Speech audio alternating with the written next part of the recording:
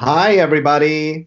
This is Rami Kaldas with the Kaldas Center, and welcome to our Facebook Live question and answer on the COVID-19 impact on infertility care. I am Dr. Rami Kaldas of the Kaldas Center, and joining me this evening is our special guest, certified fertility nurse Kate Shattuck of the Kaldas Center. National Infertility Awareness Week is this week, and considering the American Society for Reproductive Medicine's recommendation suspending all fertility cycles during the pandemic, we feel that support is needed more than ever. We know how devastating this has been, and we see it in our patients every day. Therefore, we want to talk about this tonight and discuss what that means to you and the impact the guidelines are having on you and how you feel about it. We know you have many questions, and we want to address as many of these as possible. We encourage you to post your questions in the comment section of Facebook Live, or if you would like to ask questions anonymously, we would love to have those questions. Please reach out using Facebook Messenger and indicate that you'd like to share your question anonymously, because we want everyone to feel very comfortable tonight. Before we begin, a reminder, this discussion is meant for informational purposes only. If you have serious health concerns, please consult your physician. If you would like to contact us at the Kaldas Center, please visit kaldascenter.com or call us at 920-886-2299. So, Kate, tell me how you have been doing. What's on your mind tonight? Well, it's great to be with everyone tonight. And it's nice to see you, Dr. Kaldas. We don't get to see each other in person anymore. No, distance working, right? It's nice to see you virtually. And it's great to have this night to talk about. So I wanted to start by recognizing and reflecting on the unpredictability of infertility and COVID-19, the feelings that many of you may be feeling, and how we can help you cope during this time. These two circumstances share similarities with how they're making us feel, and each have add a lot of stress individually, and put them together, that stress is exponential. So I think it's a great time to get together and recognize and validate that stress and the feelings. As many of you are probably feeling fear and anxiety and loss of control, isolation, and these are normal feelings. They are valid feelings. But tonight we're going to talk about how we can help you get through that. So isolation. Here we are, Dr. Kaldas. How are you doing?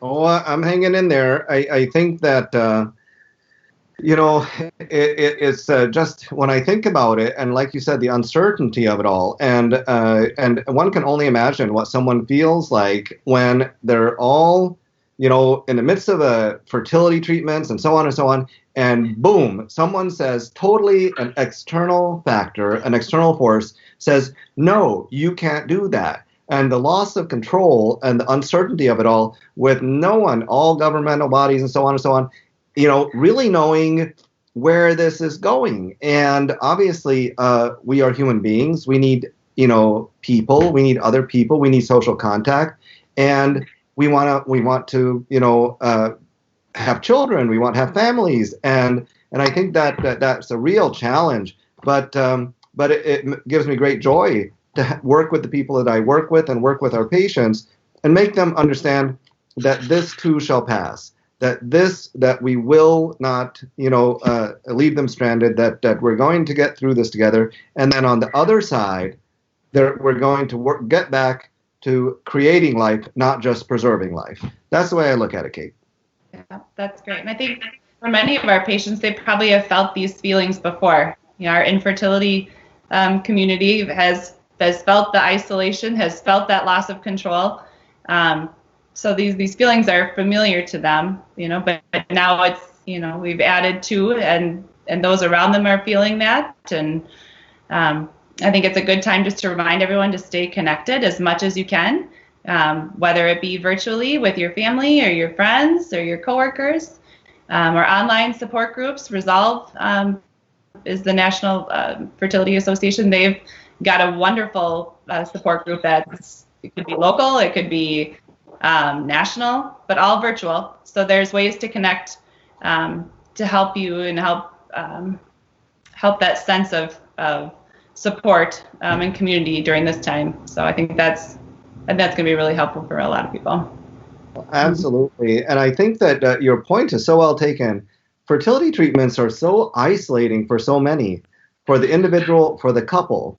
And I'm hoping that what comes out of this, if there's any positive that can come out of this unfortunate pandemic situation, is that those couples who are trying to achieve, create a family, actually lean on each other more and recognize that they're in this together, and recognize, renew that bond that they have between each other before they go forward, in trying to procreate. And so hopefully that will be a positive out of this. I agree. I think it's a good time to reflect and make yourselves better out of this. Have that almost post-traumatic growth out of this. Take the time to prepare yourself for where you want to be when the restrictions are lifted. Whether it be you're eating better, you're maybe at a healthier weight, maybe you're more ready with financially, you've got your ducks in a row, you've got yourself all set. So when the time is right, then you feel more prepared.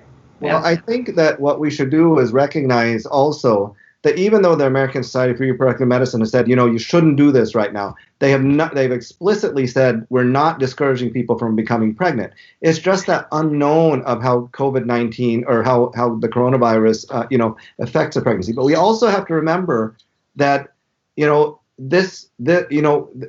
coronavirus usually, that from those viruses usually just cause like a cold.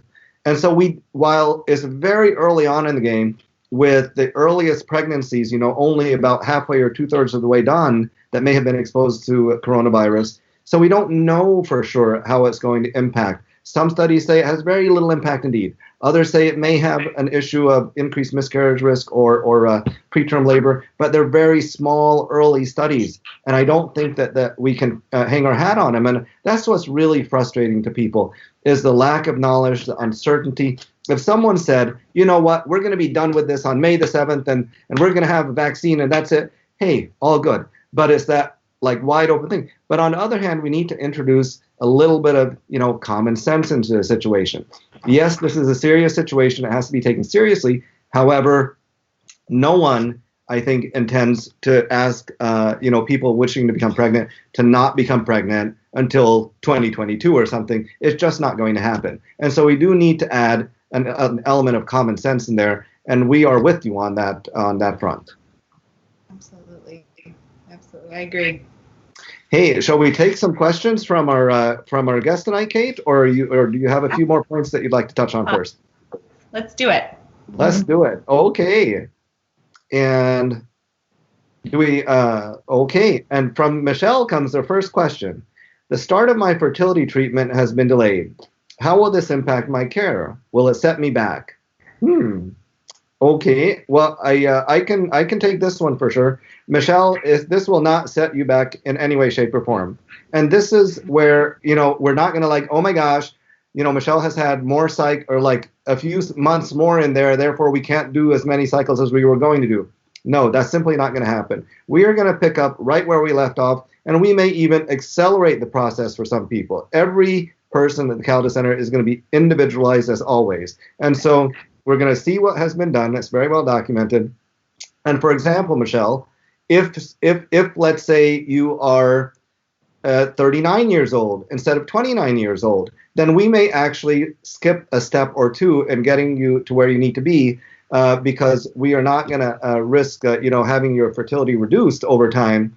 And indeed, even in this time, if someone were coming in and waiting, and the American Society for Reproductive Medicine is very, very clear on this also, if it is a pressing matter that where waiting will harm your chances of ever getting pregnant, then you should proceed with caution, but proceed. And that has been clear also. So is that your thoughts on it, Kate, or what do you think? I agree. Yep, I agree. I don't think it's going to hurt your fertility journey at all. Sometimes we recommend patients to take a break in between, and that can almost be a sense of relief when you seem to be almost consumed by, the day-to-day and each cycle. So, but no, it won't. I agree. It's not going to have a negative impact or delay anything. No. Excellent. Thank you for that question, Michelle. And from Nicole, my husband and I are trying to conceive, but are wondering if we should hold off. What are your thoughts about trying to get pregnant during the pandemic? Should we hit pause for now? And that one comes from Nicole. Do you want to field this one, Kate? Sure. Well, and I think you did a good job kind of touching on that just shortly ago too, regarding the uncertainty and the unknowns of the safety in pregnancy. And they are not saying you should not get pregnant. Healthy women who do not have COVID-19, are not advised that they shouldn't be trying to get pregnant. But it's just understanding the risks that you may encounter during pregnancy. More frequent visits, that you'd be having with the healthcare, and you're at more risk for respiratory, issues during pregnancy, and this is a respiratory virus. So, but again, a lot of unknowns, so we just proceed with caution. But they're not saying you shouldn't get pregnant at this time. So. Exactly. And so I know that, there have been some grim statistics about how many people might pass and so on in the nation.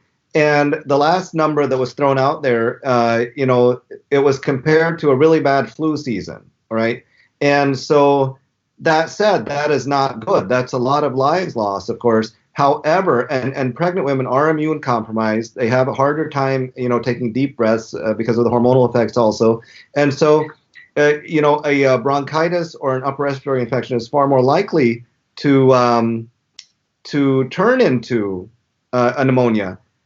That said, if I wouldn't necessarily recognizing that if you understand that, then you don't necessarily want to avoid pregnancy, but just go into it with your eyes wide open. Recognize that we're going to have to take some extra precautions. The common sense things, that 6-foot rule is good. It's just real hard to catch a cold, and we can do it more easily in Wisconsin than they can do it in New York. That issue of, washing your hands constantly, not touching your face, all of those things actually really work. Mm-hmm. Thank you, Nicole. Hey, just a reminder, if you would like to speak with us at the Kaldas Center, you can call us at 920-886-2299 or visit kaldascenter.com. Mm-hmm. Hey, we have another question from Anna. If I should contract the coronavirus while pregnant, what are my risks to my pregnancy? Okay. Should I take that one, Kate? Sure. Okay. That one, because, and this is the frustrating part. The literature is so new and so young, and the reports that are coming out have so few patients in them, Anna, that it is really hard to say. Most people seem to be getting through this just fine. Are there the horror stories? Yes, there are always the horror stories. However, most people, early on studies showed that pregnant women are no more susceptible than anyone else, other than being pregnant and slightly immune compromised. Pregnant women did not have the same level of risk, say, as the 70-year-old hypertensive diabetic or something like that. And so, if you should contract the coronavirus while pregnant, then there's some uncertainty about that. Now, mind you, people, the local hospitals are taking initiatives. They are taking initiatives to do testing on every pregnant person who is going to be coming into labor, all right? Because we want to treat those people special, and we not only for their protection and health, but also for the protection of the staff. Because even though most of the staff won't become deathly ill from the coronavirus, they could go home, they could take it home with them and pass it on to their kids, who then pass it on to the grandmother or whatever it is. And this is the insidious thing about this virus.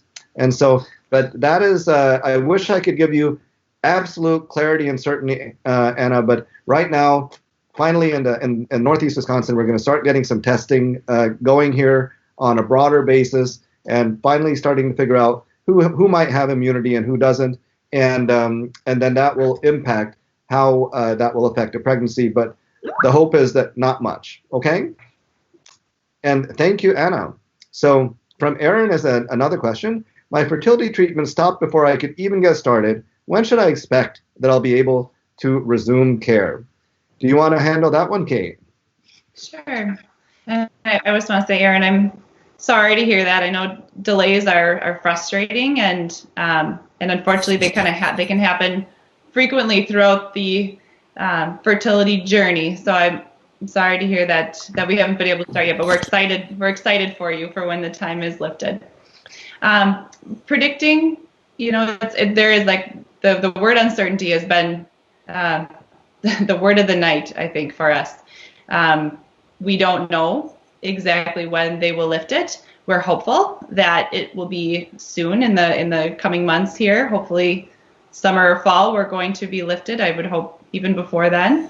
But it really depends on a lot of different factors. You've got state level, national level. You've got the association or the American Society of Reproductive Medicine helping at the guidelines too, and they're looking at a lot of different things to make those decisions. So, I wish I had a more of an answer for you, a more direct answer, but we're looking forward to when we can lift those very soon.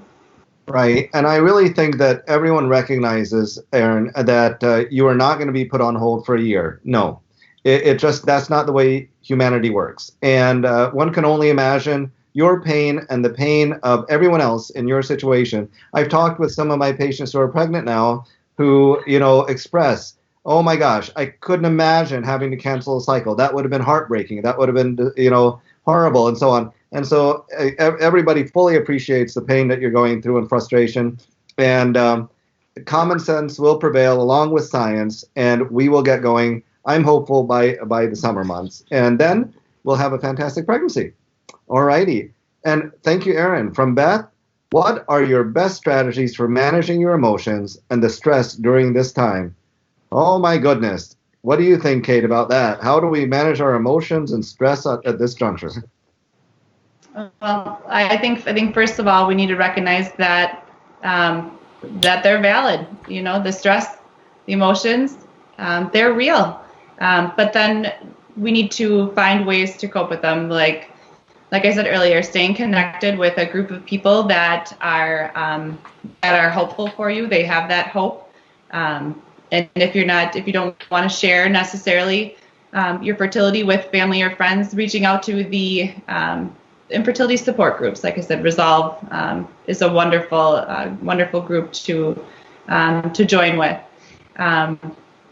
Otherwise, also, like I said, taking care of yourself. I think that's one of the most important things during this time to help with your stress. Finding time for you, cutting time out in your day. Where all of our days have been turned upside down.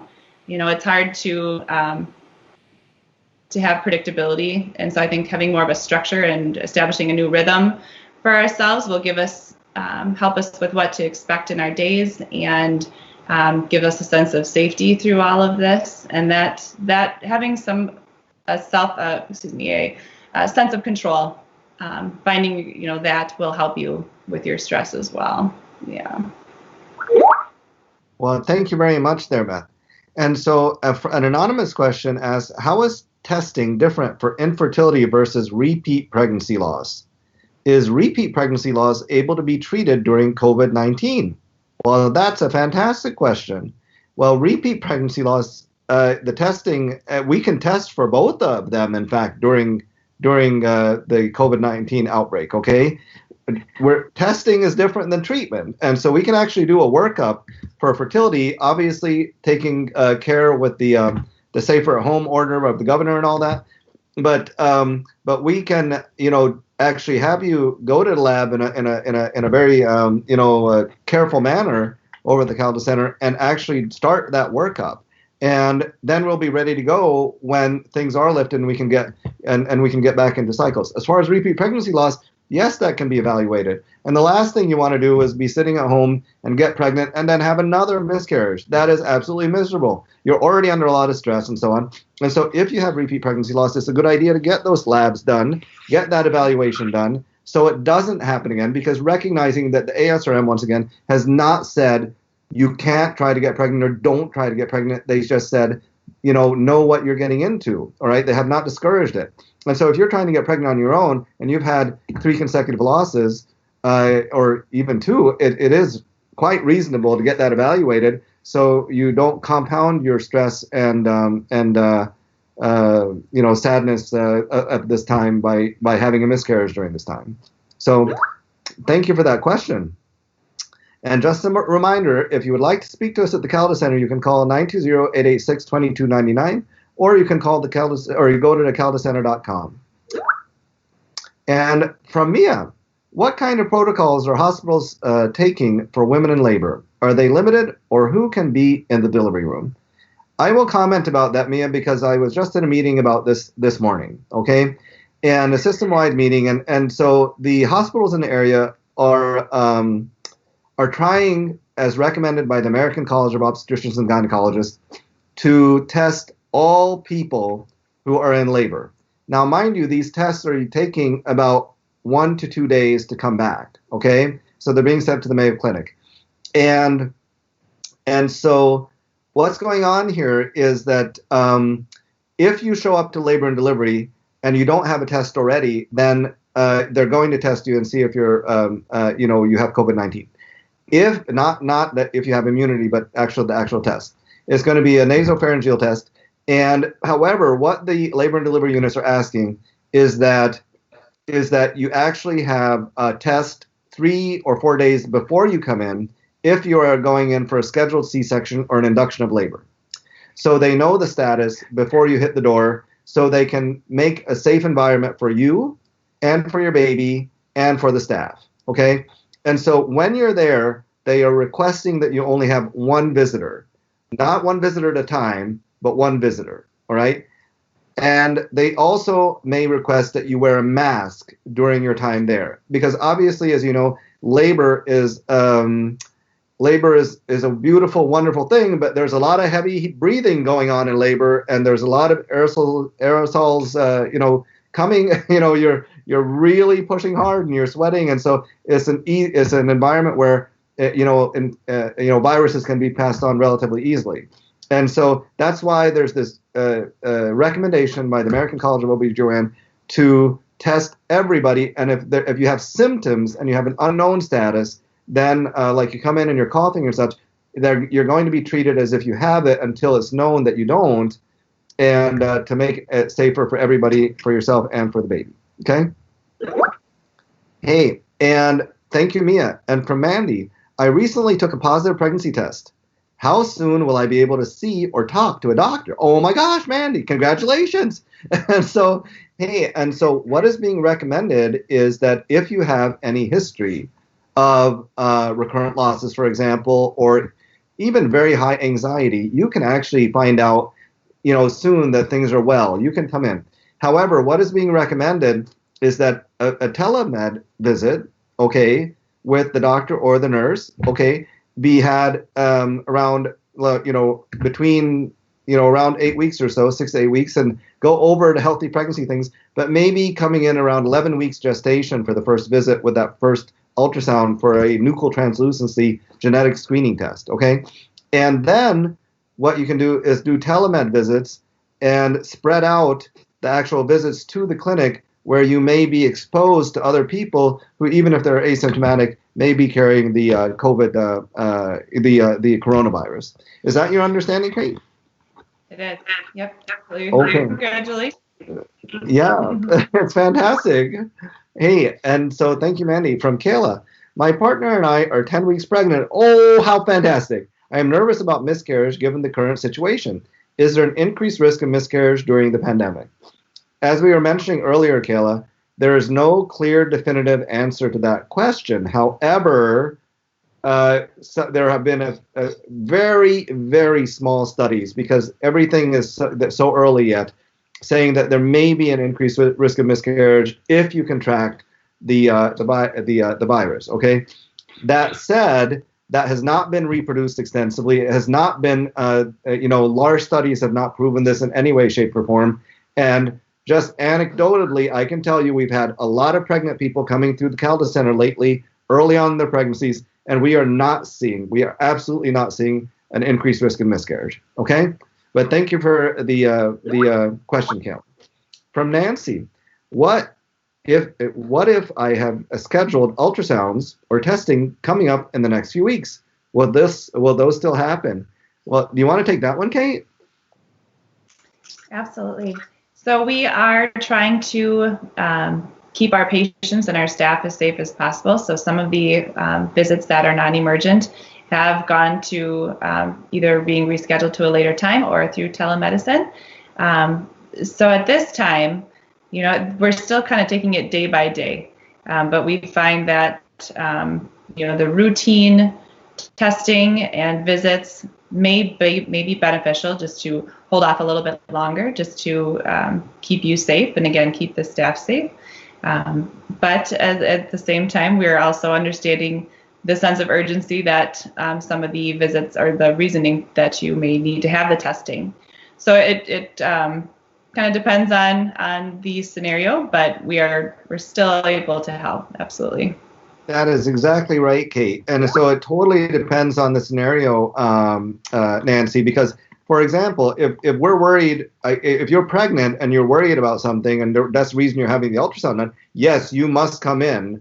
If you're in a high-risk situation, you must come in for that ultrasound and make sure, because coronavirus does not trump the normal risks of pregnancy. Things still happen independent of coronavirus. So, but on the other hand, if it's a more routine thing, it may be spaced out a little bit if you're willing, Nancy. And so from Alyssa, I'm pregnant with my first and in my second trimester. Should I be taking additional steps to protect myself from the coronavirus? Congratulations, Alyssa. Hey, that is absolutely fantastic. Would you be taking additional steps, Kate?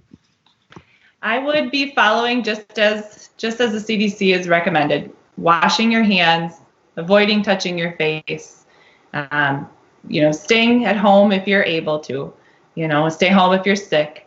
But taking those precautions is the best thing you can do to protect yourself from the coronavirus. They really work, Kate. They absolutely do. Thank you, Alyssa. Hey, and from Britt, if we have a scheduled hysterectomy with you towards the end of May, are those having to be rescheduled? And that comes from Britt. Well, it's an ever-evolving story, Britt. And so it all depends on the situation, but the health systems are reevaluating the situation right now.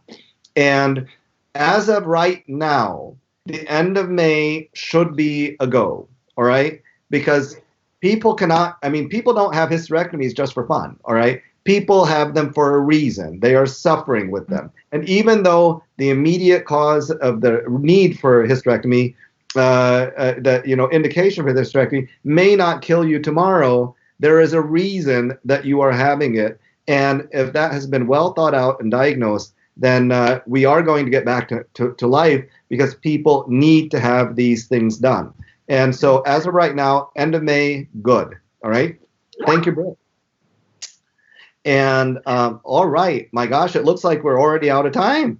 Thank you to everyone who joined the conversation. If we did not get to your question, we'll follow up with you in the next few days. A quick reminder that if you'd like to speak further with us, visit KaldasCenter.com or give our office a call at 920-886-2299. And remember, you are not going through this dark period in human history alone. We are thinking of you, and we will be there for you at the other end of the tunnel, and we're going to, create life once again when we get to the light, okay? You take care and be well. Bye-bye.